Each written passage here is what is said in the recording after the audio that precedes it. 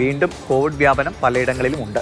അതുമായി ബന്ധപ്പെട്ട ചില കാര്യങ്ങൾ നമ്മൾ മുൻകരുതൽ എടുക്കേണ്ടതുണ്ട്. അതുകൊണ്ട് തന്നെ ഏതൊക്കെ മേഖലകളിലാണ്, ഏതൊക്കെ വകഭേദങ്ങളാണ് തുടങ്ങിയ വിവരങ്ങൾ നമുക്ക് വിശദമായി നോക്കാം.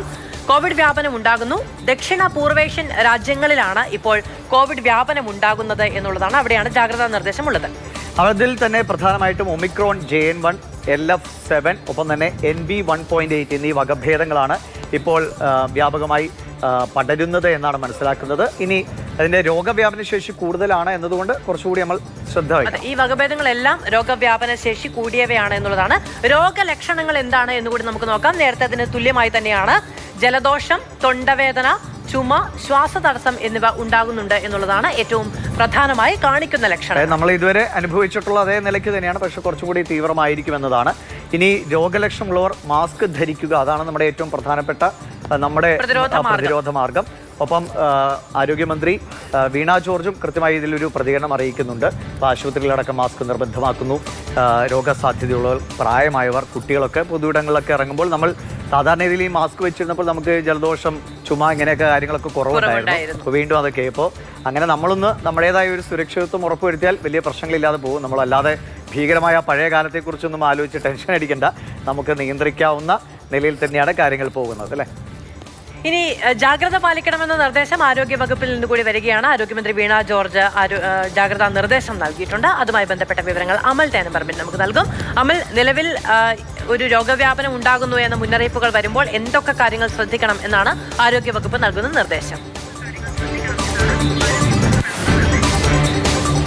അത് ദക്ഷിണ പൂർവേഷ്യൻ രാജ്യങ്ങളിലാണ് ഇപ്പോൾ കോവിഡ് വീണ്ടും പടർന്നു പിടിക്കുന്നത്. അപ്പോൾ ആ ഒരു പശ്ചാത്തലത്തിൽ അത് കേരളത്തിലേക്ക് എത്താനുള്ള സാഹചര്യം വളരെ കൂടുതലാണ്. നമ്മളുമായി നല്ല അടുപ്പമുള്ള ഒരു മേഖലയാണ്. ലോകത്തിലെ നമുക്ക് ഏറ്റവും കൂടുതൽ അടുപ്പമുള്ള മേഖലകളിലൊന്നാണ് ഈ ദക്ഷിണ പൂർവേഷ്യൻ രാജ്യങ്ങളുമൊക്കെയായി ബന്ധപ്പെട്ട്. അപ്പോൾ അവിടെ നിന്ന് വരുന്ന ആളുകളൊക്കെ ഇവിടേക്ക് എത്തുമ്പോൾ ആ രോഗവ്യാപനം ഉണ്ടാകുമോ എന്നുള്ളതാണ് ഒരു പ്രധാനപ്പെട്ട ആശങ്ക എന്ന് പറയുന്നത്. നിലവിൽ എന്തായാലും അങ്ങനെ പേടിക്കേണ്ട ഒരു സാഹചര്യമില്ല. തമിഴ്നാട്ടിലേക്ക് ഒരുപാട് കേസുകൾ റിപ്പോർട്ട് ചെയ്യുന്നത് കൊണ്ടാണ് ഇപ്പോൾ ഇങ്ങനെ ഈ വാർത്ത വീണ്ടും ചർച്ചയാകുന്നത്. രോഗവ്യാപന ശേഷി ഭയങ്കര കൂടുതലാണ്, പക്ഷേ അതിൻ്റെ തീവ്രത വലിയ കാര്യമായിട്ട് ഉണ്ടാകുന്നില്ല എന്നുള്ളതാണ്. ഒമിക്രോണൊക്കെ വന്നു പോയതുപോലത്തെ ഒരു പ്രശ്നം പുതിയ വകഭേദങ്ങൾക്കില്ല.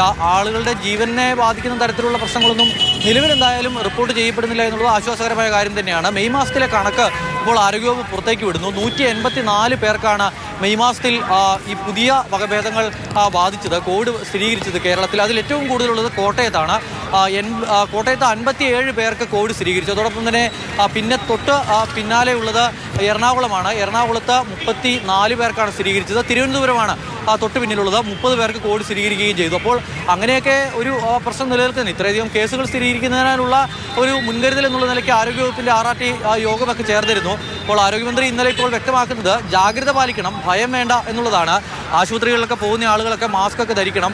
വലിയ പുറത്തേക്കുള്ള ആൾ കൂടുന്ന പരിപാടികളിലേക്കൊക്കെ ഇറങ്ങുമ്പോൾ മാസ്ക് ധരിച്ച് പോകുന്നത് നല്ലതായിരിക്കും എന്നുള്ളതാണ് പറയുന്നത്. അതോടൊപ്പം തന്നെ പ്രായമായവരും കുട്ടികളും അതോടൊപ്പം തന്നെ മറ്റ് ആരോഗ്യ പ്രശ്നങ്ങൾ നേരിടുന്നവരുമെല്ലാം കുറച്ച് ജാഗ്രത പാലിക്കണം. എന്തെങ്കിലും തരത്തിലുള്ള രോഗലക്ഷണങ്ങൾ കണ്ടാൽ അടിയന്തരമായി തന്നെ ആശുപത്രിയിലേക്ക് എത്തണം. കോവിഡ് പരിശോധന കൂടി നടത്തണം. ഇപ്പോൾ നമ്മളങ്ങനെ ഒരു പനിയൊന്നും വന്നാൽ കോവിഡ് പരിശോധന നടത്തുന്നില്ല. പണ്ട് നമ്മൾ പേടിച്ചിരുന്ന കാലത്ത് ചെറിയൊരു പനിയോ ജലദോഷമോ ഒക്കെ വന്നാൽ കോവിഡാണെന്നൊരു ആശങ്കപ്പുറത്ത് പോയി പരിശോധിക്കുമായിരുന്നു. ഇപ്പോൾ പക്ഷേ അങ്ങ് കോവിഡിനൊരു പേടിയില്ലാതായി മാറിയിട്ടുണ്ട്. ഒരു സാധാരണ പനിയും ജലദോഷവും ഒക്കെ പോലത്തെ ഒരു കാര്യമായി കോവിഡിനെ ഇങ്ങനെ കാണുന്നു. പക്ഷേ അങ്ങനെ ലാഘവത്തോടു കൂടി കാണരുത് എന്നുള്ളതാണ് ആരോഗ്യവകുപ്പ് പറയുന്നത്. എന്തെങ്കിലും പ്രശ്നങ്ങളുണ്ടെങ്കിൽ പരിശോധിക്കുക. മാത്രമല്ല എന്ത് സംഭവമാണെങ്കിലും അനുഭവങ്ങൾ ആയി കഴിയുമ്പോൾ നമുക്കതൊരു അതിനോട് കുറച്ചൊരു ഉദാസീനത സമീപനം ഉണ്ടാവുക സ്വാഭാവികമാണ്. പക്ഷെ കുറച്ച് ശ്രദ്ധിക്കുക. മുന്നറിയിപ്പ് വരുന്നുണ്ടെങ്കിൽ സ്വാഭാവികമായും അതിലൊരു ജാഗ്രത വേണ്ടതുണ്ട്.